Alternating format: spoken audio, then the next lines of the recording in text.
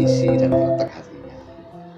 Nah, semakin banyak yang dimiliki berbagai macam pamor dan dapur, itu tentunya harapan dan doanya banyak. Jadi di dalam buku ini ada terkandung harapan dan doa.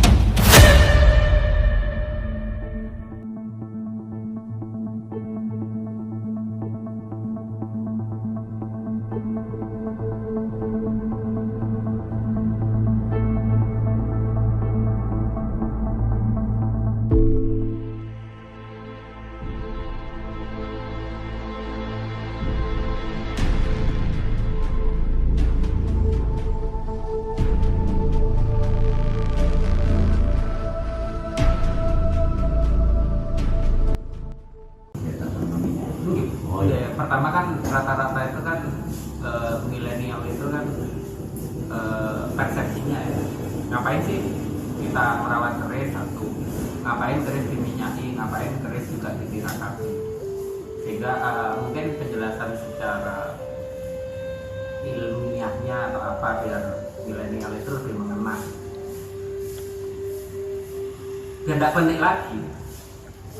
Jadi saya kira kalau sejarah keris itu semuanya sudah paham ya, walaupun secara global. Mungkin diulas di zamannya ini pertama kali dibuat itu dengan tujuan tertentu, si pembuat, si pemesan kepada umum. Tentunya dengan pemesan keris itu pasti ada harapan. Artinya apa? Harapan dan keinginan itu sama dengan doa. Nah, di zaman itu kan belum ada namanya, orang belum banyak mengenal aksara. Jadi pemikiran orang tua itu masih lugu, sehingga belum banyak yang bisa membaca, belum bisa mengerti tulisan, sehingga ya tapi kalau simbol-simbol paham. Nah, simbol-simbol ini biasanya kan diambil dari alam, nah itu dari tumbuhan, sampai dari binatang, entah itu dari yang ada di alam, misalnya lautan, gunung, itu dibuat simbol untuk mensimbolkan pengharapannya. Jadi keris ini, dalam bilah keris ini seperti ini contohnya, ini pendaringan kebak. Nah, pendaringan kebak itu kalau bahasa Jawa ya, itu artinya kan pendaringan itu tempatnya beras. Harapannya rezekinya itu melimpah, sadang pangannya itu melimpah. Nah, kemudian disimbolkan menjadi simbol, jadikan motif pamor. Jadi motif yang ada di bilah ini namanya pamor. Nah, pamor ini banyak merupakan motif-motif yang ada di alam. Dari beras putih misalnya, ini dari yang kebak ya, berarti full dari beras putih. Nah, beras putih ini harap menimbulkan harapan bahwa nanti rezekinya akan. Jadi pamor yang ada di situ merupakan simbol dari apa? Simbol doa. Nah, simbol doa.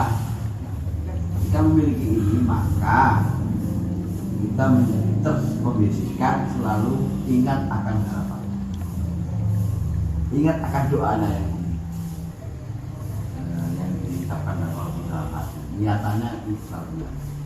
Makanya pusaka kadang-kadang selalu disimpan yang rapi, dianggap ini suci, rahmat, dianggap ini sesuatu yang berarti karena ini merupakan simbol doa tadi. Nah, ada yang kita lebih ingin, ada yang khusus, ada yang bungkus kain, itu merupakan simbol. Jadi kalau misalnya kita mempunyai keris dengan berbagai macam pamor, ada belajar, tapi harapannya tinggi belajarnya lagi, ada pamor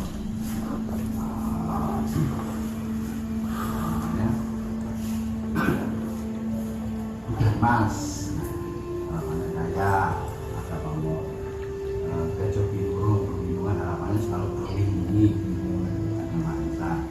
Jadi ketika dipasang di rumah kita oleh si pemilik khusus, maka dia akan selalu ingat doa. Hanya dengan ingat saja itu sudah hanya melihat saja itu sudah ingat dengan harapan hati. Sekali lagi ini simbol-simbol itu kan, simbol itu berhubungan aksara sehingga dia dengan simbol-simbol ini tadi mewakili isi dan konteks hati. Nah, semakin banyak yang dimiliki berbagai macam pamor dan dapur, itu tentunya harapan dan doanya banyak. Jadi ini kandung harapan dan doa. Kemudian keris ini kalau dalam Jawa disebut pesi aji. Pesi aji berasal dari kata aji. Aji itu diaji. Nah, diaji ini itu apa? Dihargai. Keris ini ada orang kuno itu memberikan sebuah filosofi bahwa yang pengen diaji keris, dia aji nono keris, aji nono mesti aji. Yang ingin diaji. Sebetulnya di sini bukan makna yang sesungguhnya, itu akan menghargai kita, ngajari kita, memberikan balas budi kepada kita. Jadi kalau ini kita rawat dengan baik, ya, kalau dalam masalah juga ada aji rogo suku. Nah, ini kan masih aji. Kita anggap ini memiliki nilai yang sakral, memiliki nilai yang khusus, sehingga kita harus ngaji merawat. Punya rogo, dan kita juga punya pakaian yang bersih haji itu di dalamnya bila curigo yang tempatnya namanya warogo. Nah, makanya ini maka semakin kita memberikan, ibaratnya ini kan pakaian busananya, kalau busananya bagus, kita memberikan yang bagus, maka nilainya semakin. Apalagi tergantung kemampuan orang yang memiliki. Mau dikasih berlian, oke. Mau dikasih permata, oke. Mau dikasih emas, bentuknya ini, oke. Ya, semakin itu juga merupakan gambaran status sosial yang memiliki kemampuan yang memiliki. Masih banyak masih jadi separuh dan lain-lain. Jadi ketika kita bisa ngaji ini, maka kita ngaji. Artinya apa? Ketika kita bisa ngaji ini, merawat dengan maksimal perhatiannya sepenuh hati, maka secara tidak langsung akan menimbulkan rasa puas dalam hati. Yang memiliki tadi, memandang saja itu sudah senang, timbul rasa suka, timbul rasa bahagia, timbul rasa tenang, timbul rasa tentram, makhluk hati ini, dan merasa ada, kalau bahasanya Pak Guru, bahasa orgasme spiritual ketika melihat pusaka tadi saat keadaan sehingga memiliki aji. Nah, ini apa? Terlebih dalam masa pandemi. Dalam masa pandemi ini juga bisa menjadi, makanya orang disebut itu juga disebut lelangan. Lelangan itu lelangannya hati. Jadi kalau sudah melihat ini sudah merasa bahagia, otomatis akan memberikan kesembuhan. imun. Nah, tanda seperti itu. Dengan melihat kerisnya ini bersih, mulus, bagus, busananya, sandangan walikatnya juga istimewa, pasti yang melihat akan senang. Orang lain itu tidak pasti ingin memiliki, maka yang disebut tak ternilai, tak ternilai.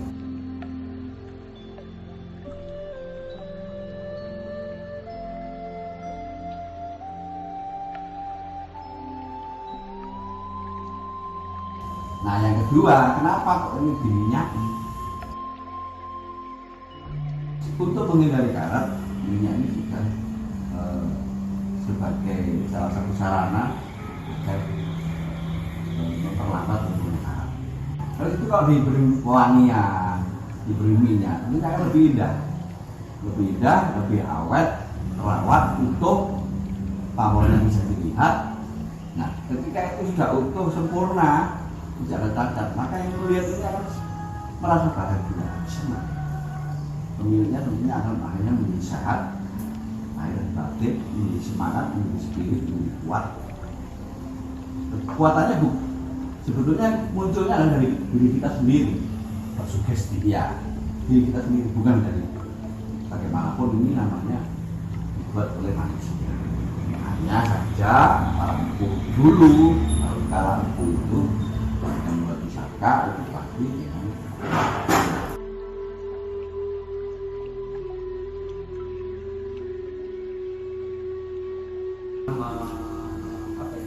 menyampaikan hasil karya kuno atau leluhur ke milenial, sehingga tidak ada lagi distorsi persepsi tentang keris, baik dari efeknya, esoterik dan sebagainya.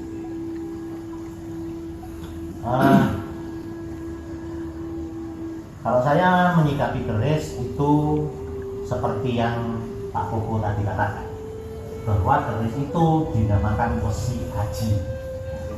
Saya dari sisi ajinya itu sendiri. Nilai. Ya, jadi secara secara pengertian terminologi ajinya itu. Aji itu berasal kata yang tertua, istilahnya itu berasal dari kata Tiongkok sebenarnya, yang ada hubungannya dengan kata aji. Ji itu menarik. Ji itu dalam bahasa Tiongkok itu yang dibaca itu adalah Qi. Nah, Qi itu artinya adalah, bahasa yang sekarang itu yang paling tepat untuk menggambarkan itu adalah energi. Karena energi sendiri itu berasal dari kata energi. Jadi energi yang ada di dalam. Energi itu sebenarnya itu. Nah, ketika keris ini dinamakan itu wesi aji.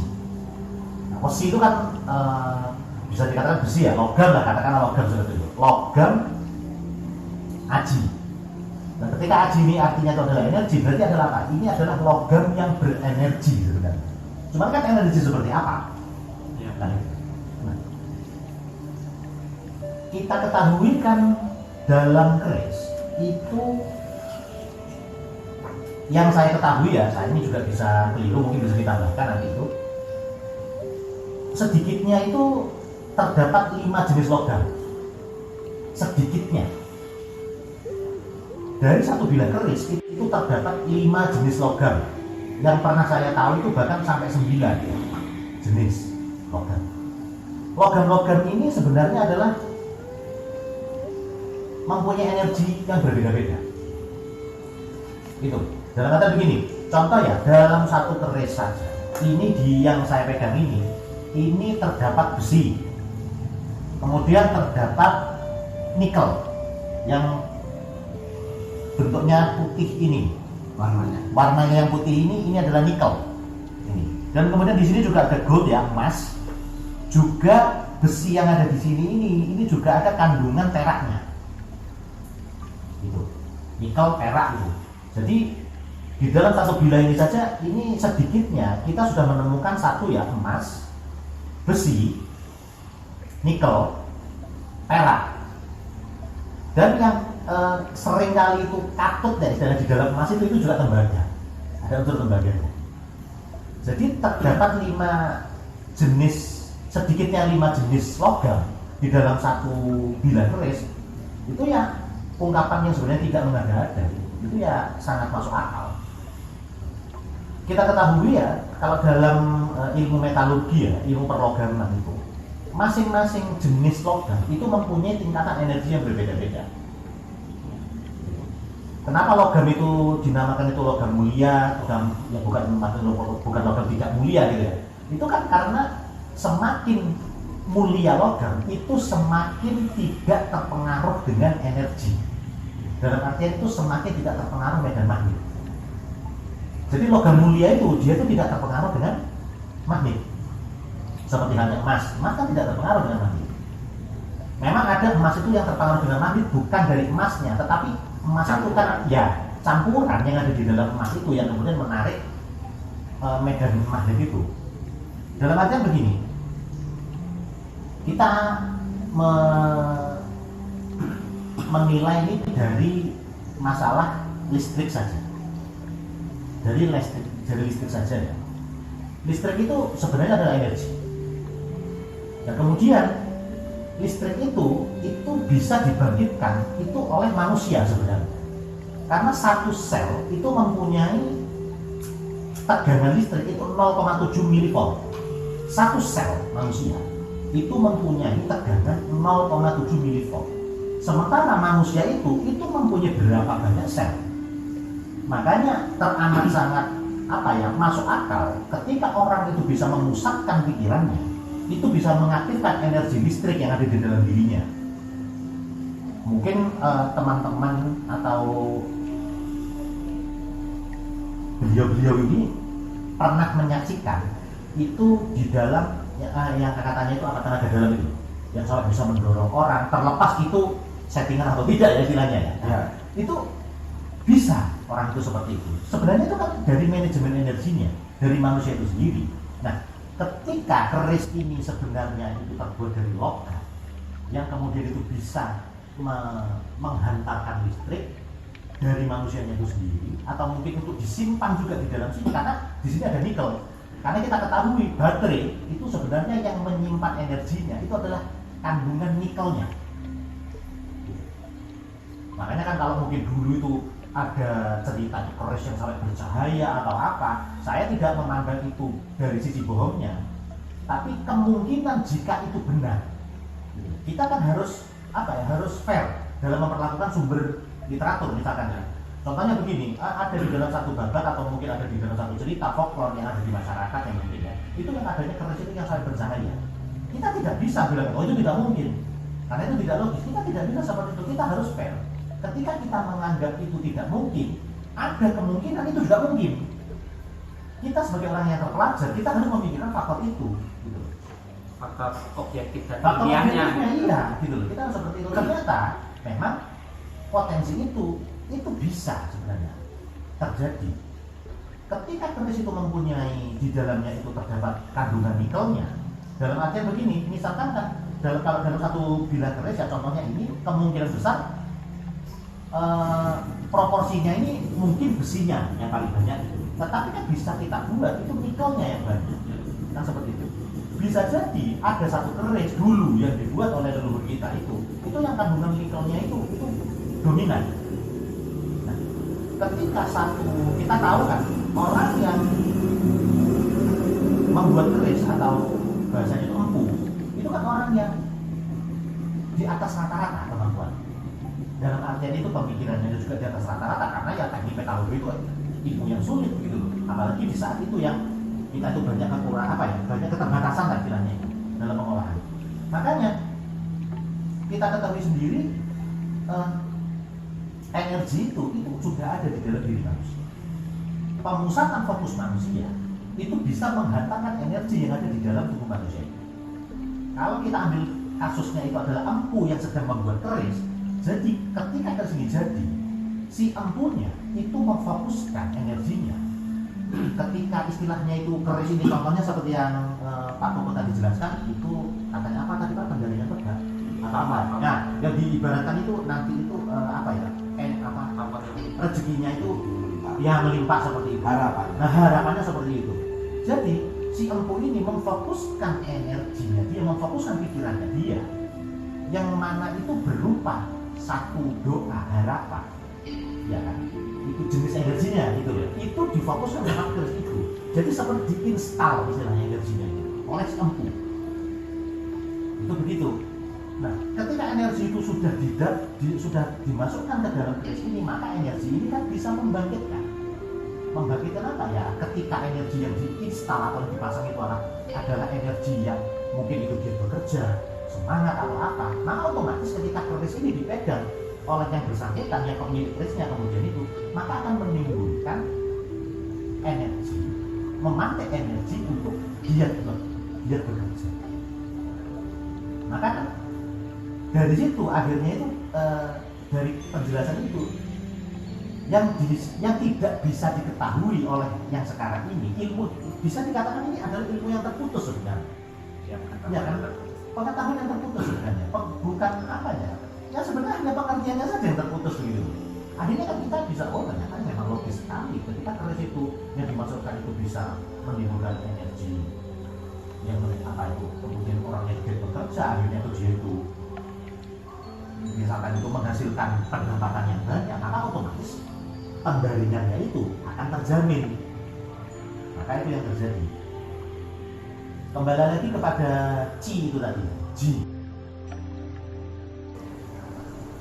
Ada satu jenis logam di dalam keris itu yang disebut yang sangat vital. Keris itu disebut bertuah. Itu kalau tidak ada satu jenis logam itu tidak dikatakan keris itu bertuah. Dan logam itu, jenis logam itu adalah yang paling sulit. Dulu para empu itu mencari jenis logam itu. Nah, itu sampai dia itu kadang-kadang itu sampai melakukan tata laku seperti bersemedi atau apa seperti itu, hanya untuk mendeteksi di mana kira-kira kandungan logam tersebut. Dan logam itu adalah nikel, bukan dari bumi itu. Nah, kenapa kok itu yang terpenting? Karena itu melihat dari fungsi nikel itu sendiri. Nikel seperti yang kita ulas awal itu tadi, itu kan menyimpan energi nikel. Maka kan ketika satu empu itu memasukkan energinya ke dalam ke dalam karyanya, kerisnya itu, ketika tidak ada logam yang bersifat menyimpan, gimana akhirnya? Tetapi yang namanya energi itu sifatnya juga meluruh. Maksudnya meluruh itu apa? Ya cepat hilang, karena prinsip kesetimbangan gitu. Nah, otomatis ketika satu energi itu diinstal dengan empu, anggap saja keris ini usianya 100 tahun. 100 tahun itu kemungkinan itu 4 generasi, kurang lebih 4 generasi. Jadi ketika misalkan saja itu saya adalah cucu, jadi ini adalah cangga, buyut, ya cangga ya, buyut, ya 4 generasi itu buyut. Nah, jadi contohnya saja, misalkan saja keris ini berusia 100 tahun. Di masa buyut saya, keris ini keris baru. Ketika empu yang waktu itu membuat, maka energinya ya juga masih kuat gitu. Di dalam perjalanannya, di dalam perjalanannya, energi ini akan sifatnya itu meluruh. Dia itu akan semakin hilang. Makanya kan kemudian ada istilah keris itu harus dipelihara dengan cara-cara yang sebenarnya itu yang tidak dimengerti. Dalam arti apa? Seperti dikasih apa ya? Dikasih. Kalau minyak kita ketahui kan itu kan untuk menghambat korosi gitu loh. Itu fungsinya itu jelas banget. Contohnya saja apa? Ya mungkin dibakari dupa, kemudian didoani lagi, ditimang-timang gitu ya. Pada satu momen-momen tertentu keris itu istilahnya itu seperti dikeluarkan. Contohnya kan ketika di paguyuban purnama ya istilahnya itu kan setiap bulan purnama keris itu kan dibuka, dimandikan cahaya bulan katanya seperti itu. Nah, jadi ada ritual-ritual sebenarnya itu yang tidak ada hubungan langsung dengan perawatan dari keris itu sendiri.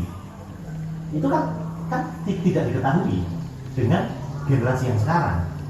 Jadi sebenarnya padahal usaha-usaha yang digunakan yang dilakukan oleh bapak kita dahulu itu sebenarnya adalah untuk memperlama proses peluruhan energi yang sudah diinstal ke dalam keris itu. Jadi energinya itu bisa bertahan lama. Ketika keris ini, anggap saja keris ini adalah keris yang dikatakan tadi pamornya itu adalah penjaringan kebak, mempunyai energi yang bisa membangkitkan semangat bekerja, maka energi yang bisa memantik semangat bekerja itu bisa lebih lama berada di dalam keris. Dicas ulang lah. Iya. Nah, makanya ketika keris itu tidak terpelihara, maka otomatis energinya tidak sekuat pada saat dia itu baru. Nah, anak-anak yang sekarang, mungkin ya generasi kita yang sekarang tidak memahami ini. Ketika dulu kemudian ceritanya sih masih tetap gitu loh. Dari mbahnya dia juga menerima cerita ini adalah gunanya untuk, misalkan itu penjaringan kebak itu untuk supaya rezekinya itu lancar gitu loh. Tapi ternyata nah, kok ada ceritanya itu kasus. tetap gitu loh. Nah, tetapi kan kita kan tidak memahami ketika keris ini tidak dipelihara, otomatis energinya akan menurun. Energinya akan keluar gitu loh. Sampai tinggal mungkin ya tinggal 30%. Nah, ketika energinya tinggal 30%, otomatis kan tidak begitu banyak berefek. Akhirnya generasi yang sekarang ketika loh ternyata saya biasa-biasa saja kok memegang dari sini, berarti kan itu kan hanya ilmu yang dahulu itu yang katanya ini bisa untuk rezeki atau apa, berarti itu bohong belaka. Disinilah miss-nya. Jadi ada pengetahuan, rantai pengetahuan itu yang hilang di situ. Andai kata itu, maksudnya pengetahuan itu terus terjaga, maka otomatis kan tidak akan banyak anggapan seperti yang berkembang saat ini bahwa keris itu adalah dari sisi esoteria itu adalah sesuatu yang tidak masuk akal. Jadi ketika satu keris itu yang dulu itu katakanlah mujarab, sekarang tidak mujarab, ya itu logis gitu loh. Karena apa? Nah, dia tidak direserve energinya. Maka kembali lagi yang seperti saya katakan dulu itu tadi ini bahwa keris itu adalah besi aji, maka otomatis adalah besi yang berenergi. Bagaimana tingkat perlakuannya secara energi, maka itu yang harus kita pahami, gitu loh. Makanya kan kita kan perlu istilahnya itu terus melestarikan. Mungkin ada keterbatasan dari mbak kita, ada misalkan begini, contohnya dari buyut itu pengertiannya 100% diberikan kepada mbah. Mbahnya ini tidak menangkap 100%, 80%. 80% dari mbah itu diturunkan ke orang tua kita, istilahnya itu. Nah, 80% ini dia juga tidak dipahami secara 80% itu tadi, jadi semakin berkurang secara pengertian. Bahkan itu bisa jadi hilang sama sekali. Bahkan istilahnya yang saya tahu, mbak saya cuma punya keris, sudah cuma itu aja. Pamornya tidak paham, energi yang ada di dalamnya juga tidak paham, bagaimana perlakuannya juga tidak paham. Maka sangat mudah dimengerti saat ini ilmu pengetahuan tentang keris itu semakin dianggap remeh oleh generasi. Maka tugas kita yang memahami mata rantai ilmu pengetahuan yang hilang ini, ya kita kembalikan lagi pengertiannya itu. Itu kalau dari satu pamor. Bayangkan kalau misalkan kerisnya itu ada, misalkan mbaknya itu punya dua, yang satu keris untuk mencari api di dalam pekerjaan, yang satu keris untuk bertarung. Kan tidak mungkin kalau keris untuk bertarung itu diisi energi yang dalam tanda kutip energi dingin. Maka otomatis ada energi kemarahan. Kan kita ini tidak mungkin melambai kalau pas waktu tarung. Gitu. Maka energi yang dimasukkan adalah energi kemarahan supaya apa? Ya itu semangat gitu loh, supaya kita tidak takut terhadap lawan. Itu satu jenis energi. Nah, keris ini ternyata sampailah ke tangan anak turunnya. Anak turunnya tidak memahami pengetahuannya. Dipasanglah keris itu. Wah, karena ini salah satu yang sering saya temui ya. Ada beberapa generasi muda itu yang sebenarnya itu suka Keris, ya, pusaka. Iya. Itu. Tetapi mereka kemudian apa? Mereka merasa tertipu, mereka merasa terhianati dari pengetahuan mereka sendiri. Karena ketika animo mereka itu, contohnya sebegini ya, saya menemukan satu keris, saya tidak mengetahui keris itu, cuma karena saya itu senang dengan keris itu, saya simpan keris itu. Wah, ini kerisnya dari mbak saya, keris dari buyut saya, makanya saya akan saya simpan. Padahal keris ini keris itu bertarung. Saya bawa kemana-mana, saya simpan di lemari, kemana-mana saya timah. Gitu. Akhirnya apa? Energinya kan energi kemarahan. Otomatis apa? Saya kemungkinan besar itu akan terpengaruh dengan energi itu. Semakin mudah emosi saya. Dan yang katanya di bagian itu keris untuk membangkitkan emosi begitu loh. Nah ketika saya itu istilahnya itu sering emosi saya itu tidak terkontrol, maka otomatis orang-orang yang ada di sekitar saya yang terkena imbasnya.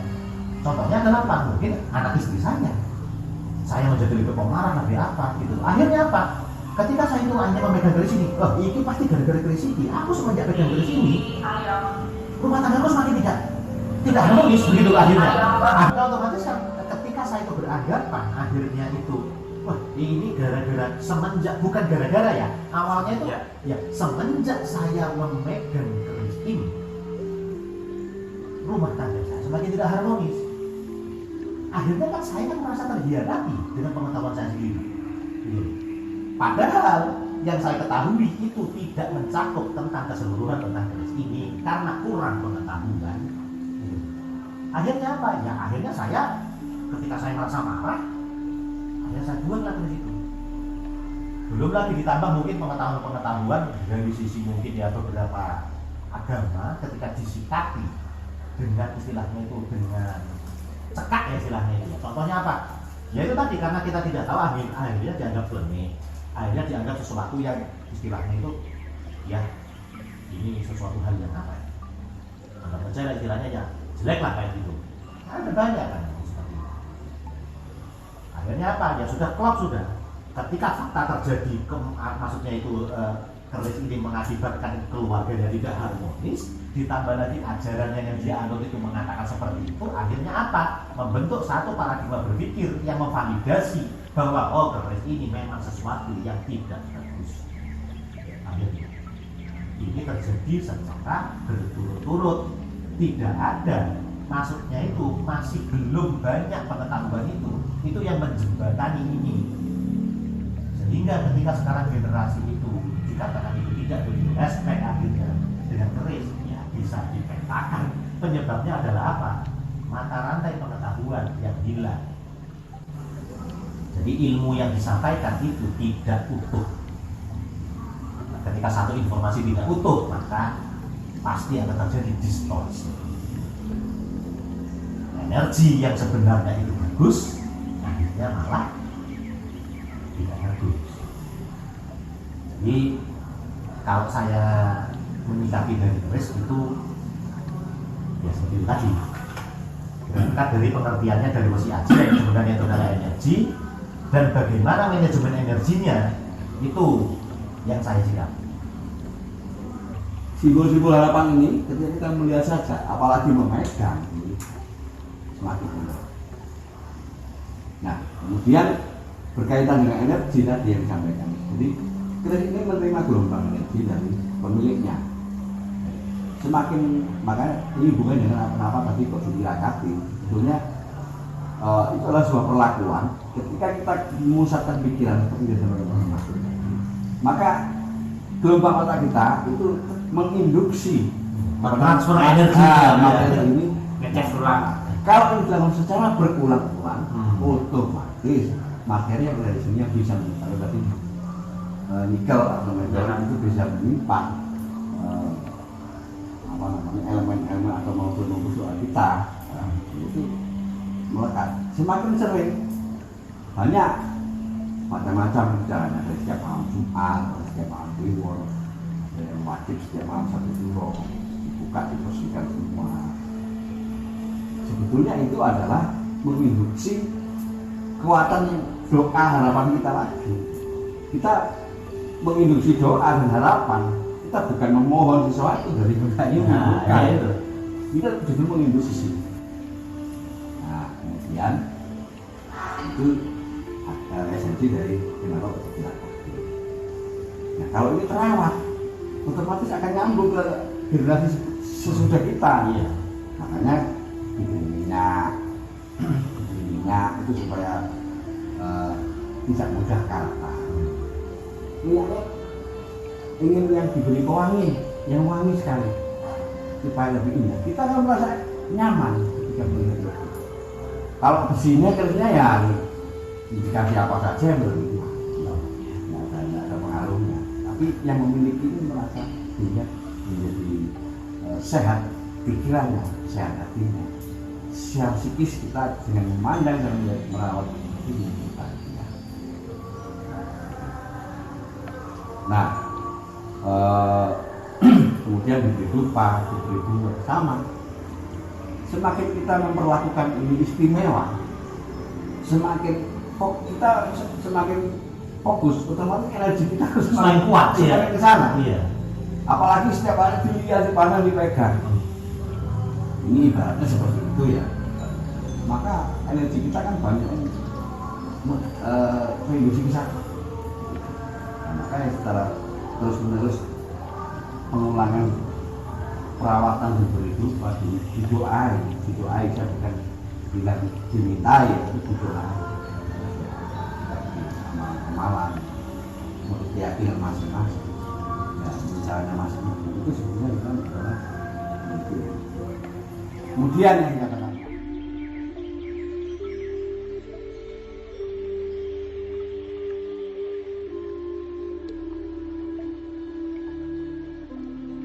kapan sampai besar gitu kan ada 12 bulan gitu. Kenapa kalau dikaitkan dengan pusaka lebih cenderungnya bulan Suro? Kalau mungkin hipotesa yang saya pahami nyambung ke siklus alam terbentuknya bumi tadi kan itu ada semacam apa ya waktu-waktu tertentu yang pancaran energinya itu lebih kuat gitu kan, sehingga akhirnya kenapa supaya juga menetralisir persepsi juga gitu. Kenapa bulan Suro itu dianggap sakral?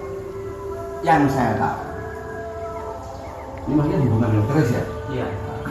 Yang saya tahu, ketika masa pemerintah Mataram diperintah oleh Raja Sultan Agung untuk menunjukkan kebesaran legitimasinya untuk kebiasaan Islam, dia memberi sebuah komando setiap malam 1 Juli kita harus membuat perayaan, semua pusaka harus dibersihkan.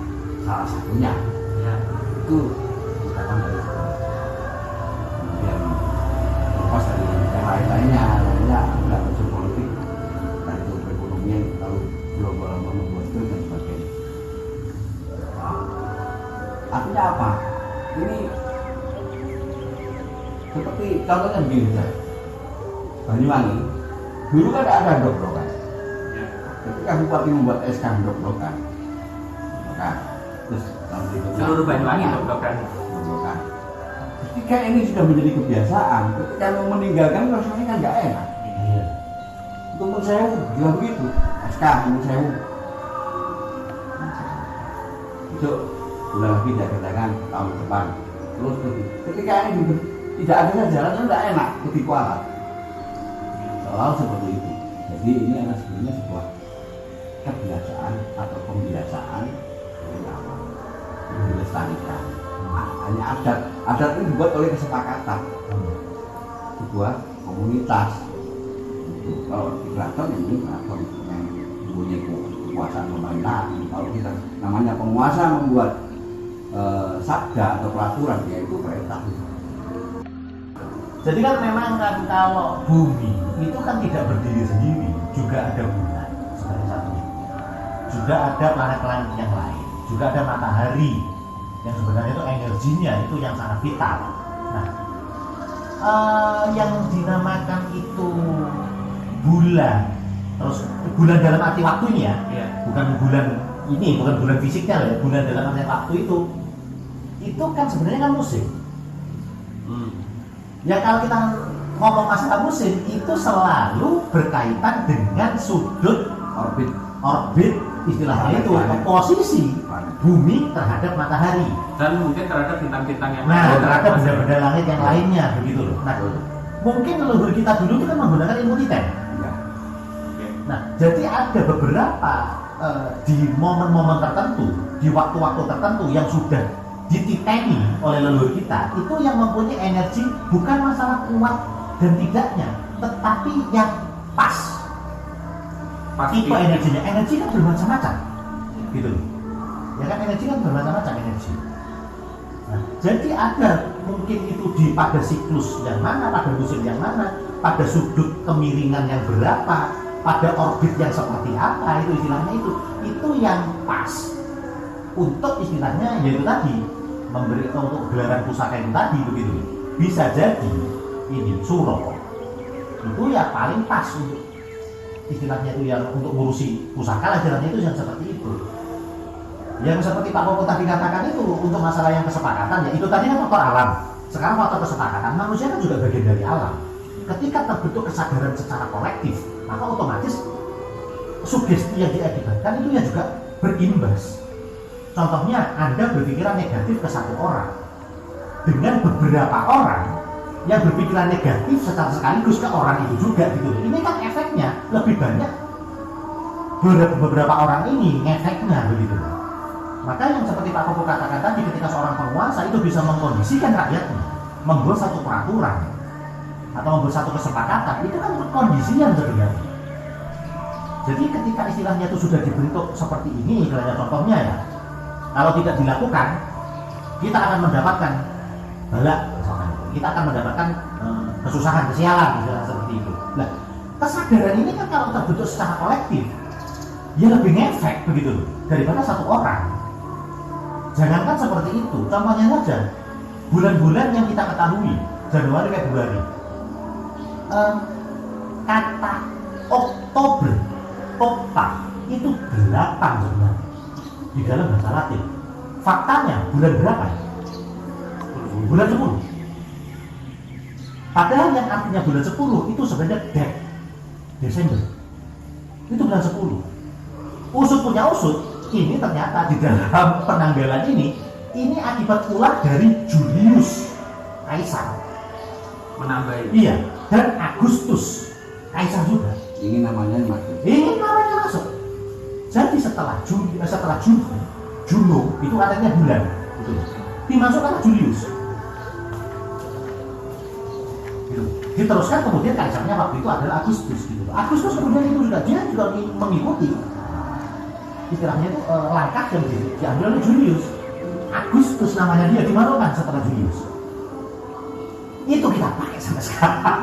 Nah, terus kalau ini nyambung ya Iya. terkait nama bulan. Kalau di Jawa itu kan ada sendiri, Iya. mulai Magasi, Sidro dan seterusnya, Palpuno dan seterusnya yang 12. Itu kalau dicocokkan dengan kalender apa istilah Masehi, kan kalau Manggasri itu Suro. Iya. Awal, Iya. start satu Suro itu kan 1 tahun baru Jawa gitu kan. Tapi kalau menggunakan kalender Masehi kan 1 Januari itu selisih sekian bulan. Iya, jadi saya dulu. Ya. Apakah sana yang tadinya 10 akhirnya ngikut 12 ini kan Oh kita iya. nggak tahu. Iya, memang betul. Akhirnya kan kita penanggalan Jawa ini yang mempunyai 10 bulan hanya ngikut 12 bulan. Kenapa kok seperti itu? Ya karena waktu itu ya. Berarti kalau menurut Mantri secara perspektif sudut pandang Mantri, bulan dalam 1 tahun 10. Yang leluhur kita dulu 10. 10. Iya 10. Padahal kalau menurut saya yang namanya ya kita fair saja gitu. Orang Romawi itu ya juga mempunyai musim. Leluhur kita juga mempunyai musim. Ini kan kesadaran sebenarnya. Nah, perbedaan itu yang akhirnya Iya. jadi campur aduk ya. Saya kasih contoh detik, menit, jam, hari, minggu, bulan, tahun. Itu kan sebenarnya kesepakatan semua. Sebenarnya yang cuma ada secara faktual, secara alami cuma ada 2, siang dan malam, sudah itu. Jadi ini kan masalah kesepakatan. Nah, tetapi kan makanya ini loh, jangan kita tuh takut terhadap sesuatu yang istilahnya itu pengetahuan yang sebenarnya itu berdasarkan pengetahuan kolektif. Dalam arti begini, kalau kamu pada tanggal sekian kamu tidak melakukan ini, maka itu akan jelek, maka kamu akan ketiban sial, gitu loh. Kita kan sebenarnya harus memahami ini gitu. Kalau kita memiliki kemampuan untuk mengurangi itu semua, ya kalau kita tidak menjadi itu, ya tidak akan terjadi. Karena kita tidak mempunyai energi yang menguatkan itu, gitu. Kita tidak tersugesti. Makanya kan kemampuan seperti ini kan harus kita,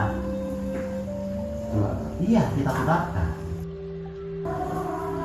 Kalau saya itu menyikapinya itu begini, saya tidak akan menyalahkan itu pengetahuan yang dari kita. Itu bukan seperti itu. Kenapa kok saya itu istilahnya itu membela pengetahuan dari leluhur? Itu bukan karena saya itu subjektif karena itu leluhur saya, bukan masalah itu sebenarnya. Kenapa saya itu istilahnya menggunakan pengetahuan leluhur? Karena apa? Leluhur ini sudah menempat di sini, di tempat kita dilahirkan. Yang tropis terutama. Iya, yang tropis sesuai ini. sudut pandang alam. Iya, pengetahuan yang mereka hasilkan itu adalah pengetahuan yang sudah cocok untuk pas gitu loh. Kita tidak ngomong benar dan salah, kita hanya ngomong itu pas dan tidak saja. Sesuai dengan apa kondisi alam yang ada di Nusantara, baik itu sistem tanam, waktu tanam atau apa itu sudah pas dengan kita. Maka dalam artian itu saya ya jangan ngomongkan kita, saya itu tidak menggunakan istilah satu pengetahuan dari luar, bukan saya itu menganggap mereka keliru loh, bukan, tetapi hanya masalah pas dan tidak sesuai atau tidak saja. Bagi orang-orang yang ada di belahan bumi Eropa istilahnya itu ya silahkan, pasnya di sana gitu. Pendekatan psikologi itu sebetulnya 11-12 seperti yang disampaikan oleh dari buku sama dan pribadi ya. Jadi seperti ini menurut informasi karena saya kan tidak paham saya dapur ya mas apa yang namanya ya pamor. Nah pamornya adalah pendampingan yang artinya ketika orang membawa nun jauh di sana si empu tersebut membuat pamor ini dengan harapan agar orang yang memegang keris ini rezekinya berlimpah, memiliki orang yang memiliki nantinya bisa mendapatkan rezeki yang berlimpah ya. Nah, jadi sebagus apapun empu, ini kalau berbicara soal psikologi, sebagus apapun empu, kemudian translatornya ataupun mediasinya, fasilitatornya apapun lah namanya ya, jaringannya yang dibangunnya menjelaskan terkait masalah pamor ini dan manfaatnya. Ketika orang tersebut itu belum meyakini, dia tetap tidak akan dapat apapun. Artinya apa? Sebetulnya kalau berbicara soal psikologi, powerfulnya seseorang itu adalah ketika dia sudah mampu membuat sebuah bingkai persepsi. Kalau memang yang kesuksesan atau kejayaan, maka secara otomatis persepsinya adalah sebuah kesuksesan dengan definisinya dia, indikatornya dia, kejayaan dengan persepsinya dia dan indikatornya dia. Nah, ketika dia ternyata belum sebenarnya sugi gampang boleh duit ya, maka saat itu dia akan runtuh. Kenapa? Hanya 3 pilar kalau untuk psikologi. Yang pertama dimulai dari imajinasi. Ya. Imajinasi, ya, persepsi imajinasi seseorang itu akan menentukan sikapnya dia, perilakunya dia. Imajinasi itu ketika memang dia yakin, ini gambar api bisa dari maka klik. Tapi kalau dia melihat walaupun ini untuk mencari uang supaya rezeki supaya berlimpah, tapi dia mau bukan kok ya ini bahaya ya sudah, maka dampaknya juga akan meskipun objeknya sama gitu ya. Ya. Karena apa? Karena dibedah lagi di teori psikologi Freud ya, itu memang sudah ada bingkai dalam otak kita, ada otak kanan, otak imajinasi dan otak logika. Ya. Ketika kedua belah pihak otak ini bekerja, muncullah yang namanya persepsi, paradigma, pola pikir, sudut pandang apapun istilahnya, definisi beda tapi esensi tetap sama. Itu imajinasi. Kemudian yang kedua fokus.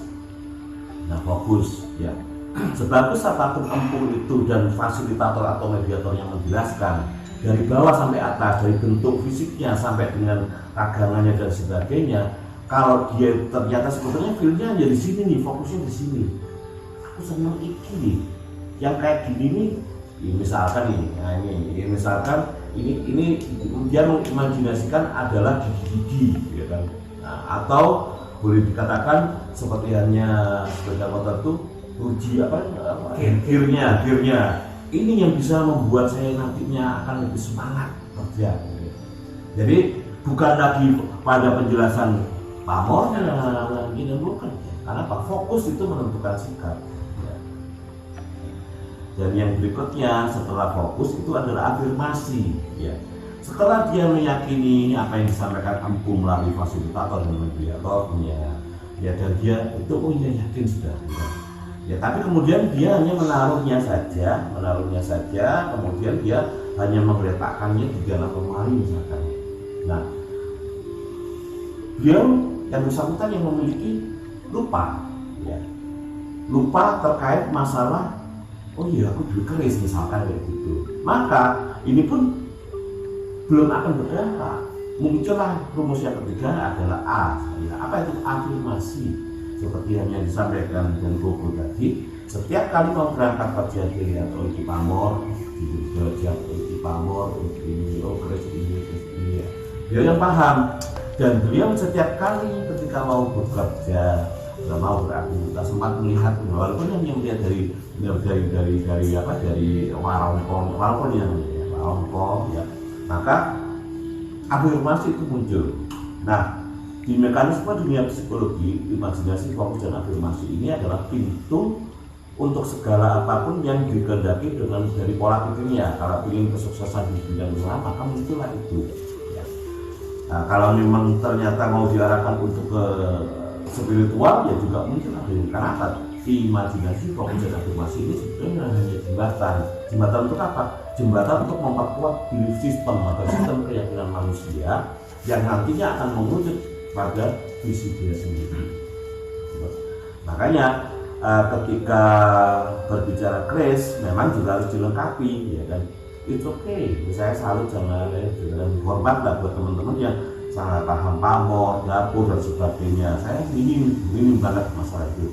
Ya, saya justru memperhatikan fenomena adanya kris ini dari itu. Nah, berbicara Wasi Aji sekarang, berbicara Wasi Aji yang seperti yang disampaikan oleh Mantri tadi, ya. Berbicara soal Wasi Aji yang disampaikan oleh Dan Gogo dan Gus Pran tadi, ya. Saya melihatnya adalah sebuah hal yang memang demikian adanya. Kenapa? Saya akan berstimulus sedikit saja, ya. Dan saksinya adalah teman-teman, kalau ingin tahu ada sahabat saya namanya Mas Anja, ada Rabi dan sebagainya, teman-teman juga sahabat, dia adalah saksi matanya. Jadi kami bersimulasi menggunakan handphone yang pada waktu itu, ya. Handphone yang pada waktu itu habis katanya, habis total juga, habis total, ya. Saya bersimulasi, baterainya kita keluarkan, ya, kita menempatkan posisi vibrasi, bahasa kami vibrasi, entah bahasanya magri apa, bahasanya itu apa, vibrasi dari inti dari niatan, ya. inti sari dari niat untuk mengisi energi baterai, hanya itu. Dan kita bukan selalu fokus di ini dan boten, ya. Jadi pada saat itu setelah kita fokus sesaat, ya kita ngobrol besar, ngopi dan sebagainya. Nah, tadi kita potong, berarti ada kesepakatan bersama di kelompok itu untuk niatnya isi baterai gitu. Ya, dipasarkan saya untuk simulasi. Sebagai leadernya. Iya, dipasarkan saya pada waktu itu. Ya. Karena pada waktu itu kami membuat sebuah pelatihan namanya NACAM, ya. The Purity Awareness of Life, jadi kesadaran mobil hidup. Ya. Nah, pada saat itu setelah kita ngobrol dan sebagainya, sekitar 1,5 jam sampai 2 jam lah, kami ambil lagi baterai, ya. Jujur awalnya juga eksperimen pertama dan benar dan belum pernah melakukan lagi, kan gitu kan. Tapi kami ingin membuktikan kebenaran bahwa pikiran ini adalah juga sumber energi, ya. Dan kebetulan sesuai nyambung seperti disampaikan sama Gus Pran tadi, ya, bahwa di situ ada nikel yang menyimpan energi, ya, nikelnya. Nah, barangkali itu yang secara ilmiahnya. Yang jelas ketika kita gabungkan, masukkan lagi, ya, muncul langsung level 3. Dan itu kemudian sama Ragil, Mas Ragil yang sekarang di Jember dijadikan sebuah testimoni, ya, diabadikan, ya. Artinya apa? Ya. Ketika kita berbicara soal Wasi Aji, it's okay lah pada saat pertama kali sang ampuh itu memberikan vibrasi sesuai dengan yang dikehendaki dari Kristus. Karakter Kris. Ya, isi ya. Jadi apa nih visi dari Kris yang akan diberikan? Nah, kemudian yang esoteri maksudnya. Nah, kemudian bahasanya Gus Pran tadi itu pada pertama kali dia membuat powerful 100%. Kemudian setelah tangan berikutnya turun jadi 8%, dari 8% turun lagi 8%. Saya hanya menyimak gitu lagi. Ya, sebetulnya memang betul-betul bisa diisi lagi, ya. Dengan yang kalau ilmu positifnya kita menggunakan vibrasi sebetulnya. Dengan catatan apa? Imajinasi, fokus dan afirmasinya juga sudah klik. Dengan apa? Dengan yang akan dimasukkan. Ini terlepas dari yang rumusnya Denko tadi. Kalau ini tadi apa tadi? Pamornya? Pendaringan kebak. Nah, kalau ini pendaringan kebak harus seperti ini. Nah, kalau saya mau memprogram ini untuk misalkan nih ya, judul belajar untuk supaya derajat saya naik, gitu. Maka ya vibrasi yang akan kita tanamkan di sini itu bisa juga mengisi, ya, bisa juga mengganti dari yang sudah ada. Kenapa? Karena itu tadi syaratnya imajinasi, fokus dan fokus lepas. Kalau melepas dengan pendaringan kebak ini tadi, oh ya berarti gaya rezekiku ya, semakin memperkuat pendaringan kebak itu sendiri. Itu kertasnya. Nah, mekanismenya seperti apa? Kenapa kok ada dupa? Ya, dupa itu ada sesuatu yang wangi. Kenapa juga ada minyak? Minyak itu juga ya wangi. Segala bentuk yang pewangian akan memiliki kecenderungan, karena manusia itu ada 5 kategori: visual, auditory, kinestetik, olfaktori, dan gustatory. Penciuman kita, ya, pembau kita akan menangkap yang rileks, ya, yang harum membuat kondisi kita rileks. Pada saat rileks itulah frekuensi energi bisa lebih fokus lagi. Nah, jadi apakah salah kalau kemudian ternyata saya hanya menggunakan ini habis nih ya, saya adanya parfum nih. Kalau berbicara soal dari sudut pandang psikologi itu ya, oke. Ya. Kalau berbicara dari sudut pandang psikologi, ya sah-sah saja, ya kan. Kalau berbicara dari sudut pandang budaya seperti yang itu pasti akan pada tempatnya gitu loh. Nah, akibatnya apa? Akibatnya ya, kita mau bicara dalam bingkai apa nih? Kalau dalam bingkai adabnya atau dalam bingkai syariatnya, maka jelas saya disalahkan. Kalau dalam bingkai esensinya, maka baiknya dilakukan oleh Pak Koko, Gus Pram, dan juga saya, ya ketemu esensinya sama aja sudah gitu. Kenapa? Karena memang ketika kita bicara dalam sisi esensi itu sudah berbicara visi, ya. Cara boleh beda, ya. Sudut pandang boleh beda, asal esensi sama. Jadi bagaimana cara mempertahankan NKRI versi Anda dan barangkali semuanya yang melihat ya istilahnya konten ini ya, bisa jadi beda, bisa jadi sama ya. Ya. Kalau kita debat pada caranya ya rumput mas gitu. Nah itu kalau berbicara soal dari sudut pandang seperti demikian mas. Itu menurut saya. Siap. Kalau keyakinan itu bisa nggak dilogikakan? Keyakinan itu logikanya apa sih gimana? Oke, jadi keyakinan atau belief system itu secara ilmu hipnosis ataupun NLP itu bisa di reprogramming sebetulnya. Jadi dengan catatan struktur dari keyakinan itu struktur dari benak dulu. Yang pertama adalah pikiran sadar. Di bawahnya pikiran sadar itu adalah filter atau critical area yang bertugas untuk pertama mencurigai, untuk menolak pendapat orang lain, critical area, ya. Ketika di bawahnya critical area ada pikiran bawah sadar, di bawahnya pikiran bawah sadar ada belief system. Ya, jadi ada 4 lapisan, ya. Nah, apakah bisa kalau berbicara soal bisa atau tidak secara praktek dan secara teori sudah sering kali saya lakukan itu bisa. Ya. Jadi kalau yang keyakinan untuk hidup secara ya dalam persepsi keyakinan untuk hidup, contohnya misalkan tentang ketuhanan, itu baru harusnya berbicara bukan lagi soal pikiran dan soal perasaan. Jadi ini contoh ya, saya contohkan.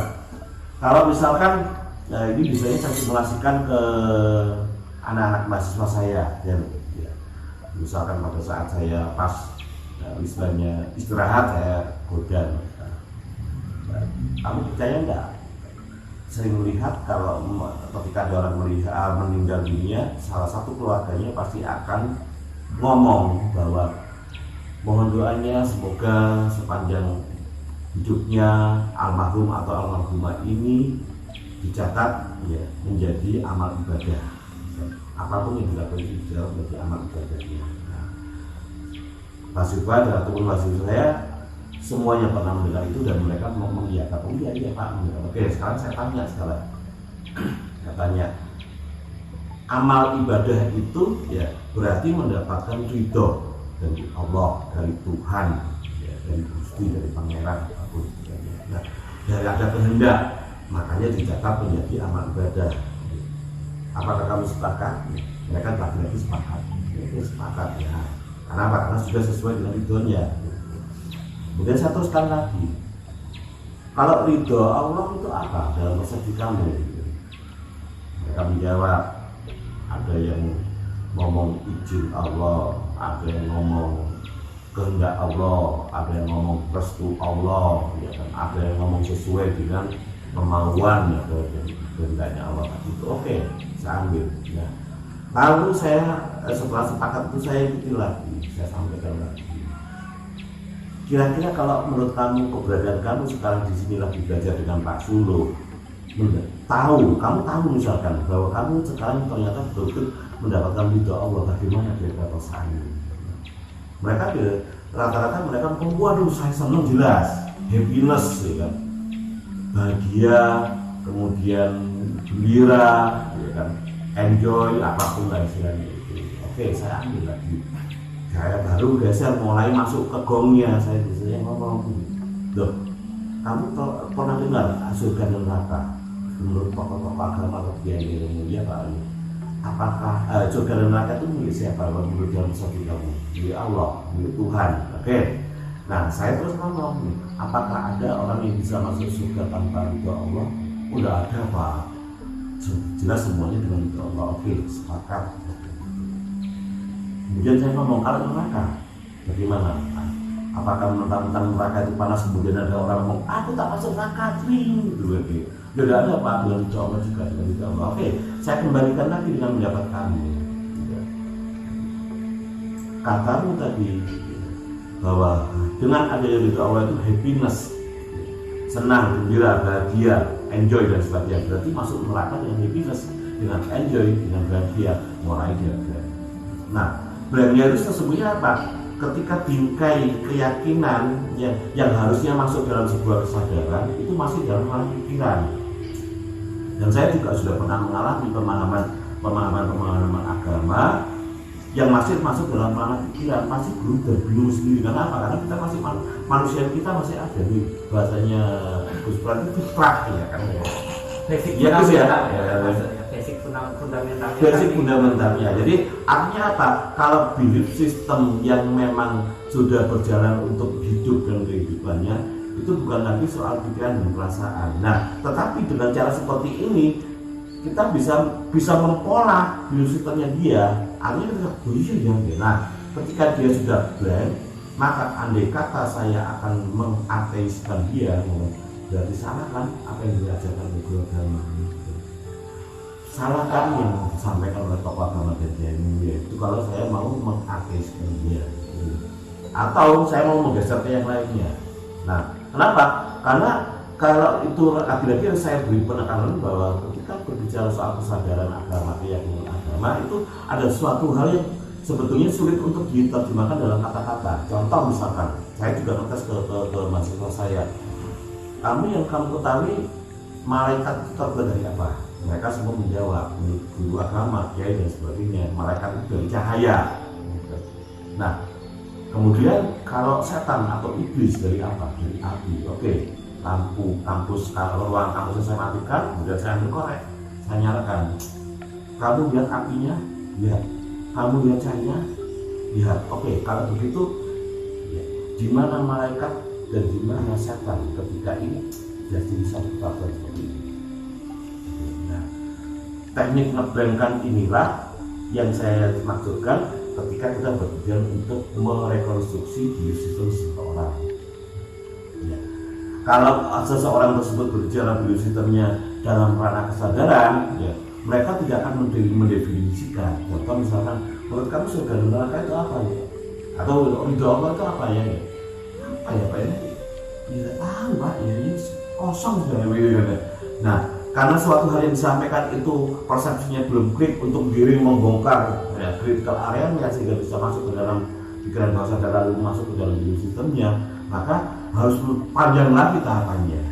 Nah, teknik-teknik seperti inilah sebetulnya yang digunakan oleh mereka-mereka yang dalam tanda kutip ya membentuk laskar jihad, membentuk pasukan berani mati seolah mengatasnamakan agama tertentu, atas nama Tuhan, atas nama Allah saya akan membela Allah. Ya kalau kita bicara soal SDM, ya Allah itu yang menciptakan kita, apa kita yang membelakan dia, dan dia yang membela kita, harus cari itu. Nah itu kita bicara logika. Artinya apa? Harusnya ini menjadi sebuah kesadaran. Makanya pelatihan yang saya lakukan bersama teman-teman yang ada di komunitas atau lembaga Ngajaga, ya Ngajaga itu katanya Neuroemotional Transformation Center, dari pusat pentransformasian sebuah pemahaman. Bingkai judul pemahamannya, ngatkernya adalah the beauty of seperti itu. Jadi apa ya? Makanya di konten yang kemarin saya sampaikan pengenalan bahwa pokok ilmu itu awalnya adalah filsafat, dari filsafat pecah, ya, pecah jadi ilmu alam, yang ilmu pasti, ilmu sosial, ya, dan ilmu humanistik, ya terbagi tiga, bukan terbagi dua, sorry. Ya, nah humanisme yang ketiga. Nah itu dari masing-masing cabang itu pecah lagi, ya pecah lagi. Nah kalau kita hanya berbicara dalam satu bingkai sudut pandang, jika kita memang tepat pada audiens yang tepat atau pendengar yang tepat atau penulis yang tepat, maka kita pasti akan paham. Tapi kalau dia ternyata menggunakan bingkai, contoh gini, orang yang menggunakan bingkai ilmu biologi, ya, ketika melihat orang yang mati, meninggal, wafat, apapun itu istilahnya, ya, orang biologi pasti akan meyakini bahwa daging yang orang meninggal tersebut itu karena diambil secumil aja, dilihat di mikroba itu tetap akan ada yang namanya hidup dan hidup lagi. Ya. Nah, akan berbeda pandang dengan sudut pandang orang yang sudut pandang sosial, dia akan dia tidak bisa mati orang, apalagi sudut pandangnya agama yang belum universal humanistik lah. Nah pasti akan melihatnya sepenggal. Gitu. Makanya butuh pemahaman beberapa poin bahasa-bahasa dari pecahannya filsafat itu tadi, agar apa? Agar ketika kita bertemu dengan audiens model apa, kita bisa ngomong, bertemu dengan dokter bisa ngomong, ya. Saya itu cuma bertemu dengan olahragawan tidak bisa ngomong. Mas, ampun karena saya bukan olahragawan gitu. Rasa senang gue. Gini, ngobrol, Mas. Sekarang gue tanya ke Mas Dwi, ya. Saya kan melihat Pak Toman sebagai ikon desa kebangsaan, di salah satu subnya ada yang namanya Kampung Pancasila, ya, Kampung Pancasila. Maka di situ kan otomatis paling tidak adalah bisa menunjukkan kebinekaan tunggal-ikaan. Nah, sebetulnya memahamkan kebinekaan tunggal-ikaan itu menurut versi Mas Dwi sebagai perwakilan kaum milenial di masa di Purnama, ya. Saya kalau ngomong Indonesia, ya. Walaupun Purnama juga bagian dari Indonesia, kan. Itu gimana, monggo? Kalau asumsi dulu, ya sampling lah. Kalau misalnya kita bahas Bhinneka itu kan terlalu luas, ya. Karena itu seluruh Indonesia dengan segala isinya, ada pemerintah, ada budaya, ada masyarakat, ada alam gitu dan lain-lain. Umumnya dipersepsikan, ya. Tapi dalam hal sampel, misalnya dalam satu kali ini, nah, tadi kan kita sudah bahas banyak hal, mulai dari sudut pandang budaya, energi, kemudian psikologis dan sebagainya. Misalnya dalam satu keris ini kan terdiri dari banyak materi, satu paket. Nah, satu paket itu kalau misalkan di sini kita umpamakan itu adalah cengkeraman Bhinneka Tunggal Ika, satu, ya ini satu gegernya keris. Tapi yang perlu dipahami juga di sini ada banyak komponen yang disatukan dengan tataran energi tertentu. Akhirnya termasuk ketika kita kembalikan ke kebangsaan dan Pancasila, di sana ada 5 sila, dan mulai dari ketuhanan sampai keadilan. Yang itu sebenarnya satu komponen yang tak terpisahkan. Ketuhanan tidak bisa kita realisasikan tanpa kemanusiaan, kan gitu. Bagaimana kita bisa mentransformasikan bahasa Tuhan dalam sudut pandang kemanusiaan? Kalau kita tidak menggunakan sudut pandang kemanusiaan dari ketahanan, begitu juga persatuan, kerakyatan dan lain-lain. Nah itu yang terdapat distorsi penyampaian, gitu kan, sehingga dalam konteks kekinian banyak yang gambling atau mungkin distorsi ilmu pengetahuan. Itu berbeda dengan kalau saya membandingkan angkatan di pelajaran pada era saya kecil, kemudian pada era SPG. Dulu kan ada SPG yang ketika lulus SPG sudah bisa ngajar dan hasilnya bisa dirasakan gitu kan, karena nilai manfaat tidak bisa dinilai dengan sebuah penilaian kata-kata ataupun, tapi hasil manfaat itu kan kita bisa rasakan efeknya gitu kan, yang akhirnya masing-masing dari individu itu menyampaikan nilai manfaatnya itu berbeda. Karena kalau di SPG dulu itu yang ini pendidikan kebangsaan dan Pancasila ya, terutama di Pancasilanya, karena dulu itu ada PPKN pendidik, ada PMP, kemudian berubah menjadi PPKN, kemudian berubah lagi menjadi PKN.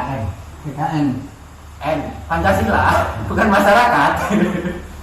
Jadi dari sana pun akhirnya kalau kita bahas ke power inner beauty atau esoterik itu nilainya berbeda kalau menurut saya.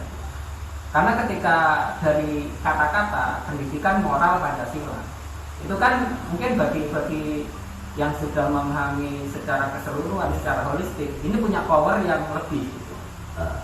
Karena yang dituntut output dari sana adalah moralnya, moral yang sesuai Pancasila. Artinya 5 itu tadi tidak bisa disejajarkan sebagai urutan, tapi satu kesatuan yang akhirnya itu membentuk sikap terhadap output hasil pendidikan.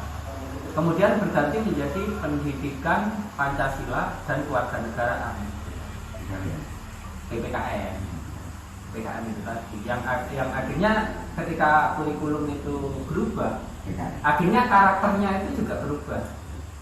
Kemudian menjadi PKN, pendidikan kewarganegaraan.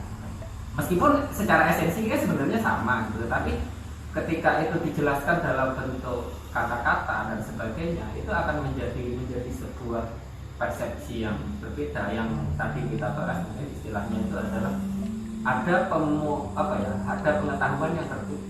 Yang tadi artinya outputnya adalah moral, bagaimana menjadi moral warga negara yang bisa memahami kebangsaan, yang akhirnya kita harus punya ilmu budaya gitu kan. Karena di masing-masing daerah itu kan akhirnya punya ciri khas, karakter dan berbeda, bagaimana kita bisa mentoleransi itu.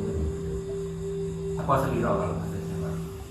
Kemudian terkait dengan kembali ke keris ini, ya, karena pembahasan kita tadi.